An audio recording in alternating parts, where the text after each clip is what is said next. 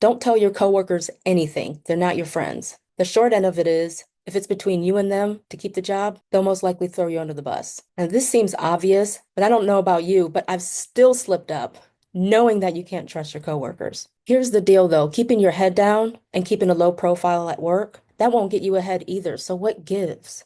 How do we build relationships at work without compromising our privacy? Firstly, don't share your social media with anyone. Me personally, I don't use my face in any of my profile pictures so that people can't find me, but I also understand you can go private. If you have public profiles, the chances of your coworkers and managers finding you, pretty high. So what you can do is you can create another profile if you want to talk about your relationship status or share pictures of you going out, or if you want to share any political opinions, private things like that. Also, block your new coworkers as soon as you know who they are. Chances are, especially if you're public, they've already found you, but still, give them the old blockety block. You can always add them later. In my last job, I trained with a person who I became friends with really quickly, which is rare for me, but I felt like we were on the same page from the beginning. So of course, use your discretion. And then the job I had before that, I walked away with a few pretty good friends, but we were going through so many company changes, I knew I was going to leave by then anyway, and I wasn't worried about taking a few friends with me. I was also there for almost 6 years, so I gained a good amount of friends by then. So as much as I personally hate work functions, I do make it a point to go to a few. People let their guard down to an extent after a few of these events. Then you get invited to the real events, the ones after the happy hour work events where you get the real tea. Don't go to anything other than a work function until you've been with the company for at least a year. The reason why I say that is because you'll want to have proved some value at work already. If you know you can be gossipy, but you haven't added any value yet, you could be shortening your time at that company. When coworkers extend an olive branch to you, it's because they either trust you enough and they want you around, or they want to find out what you know and they may use it against you. It's usually the latter. This is why it's important to avoid drinking too much alcohol, avoid being too chatty, and avoid staying too long at these events. You never want to be the last person or even close to the last person leaving a work event. A good rule of thumb that I go by at a work event is a 2-drink maximum. Just because others are doing it doesn't mean you can. You don't know who may be related to who, who's dating who, or who used to work with so-and-so at previous companies. These things are kept on the low on purpose. So just assume everyone's related for a while until you know the lay of the land, and that may take up to 2 years. I can't tell you how many times I've been shocked to find out someone's related to a VP or a C-level. I am telling you, it is very common. I worked for a tech company, and the trainer they set me up with was the niece of the person who oversaw the entire department. Somebody actually told me that pretty quickly, so I knew, but you may not be so lucky. Look, the reason why I tell you all this is keep it light, keep it surface level for a while, and be the person asking the questions. That will help you get to know people without initially oversharing. Play the doe-eyed new person for a while. Then, once you prove to be of value, which doesn't take much initially, reliability and the ability to communicate effectively is a huge part of it at the beginning, even at the top. Then you can start to build some real relationships with people in different departments, and they can help you get promoted or make a career switch. That's all for now.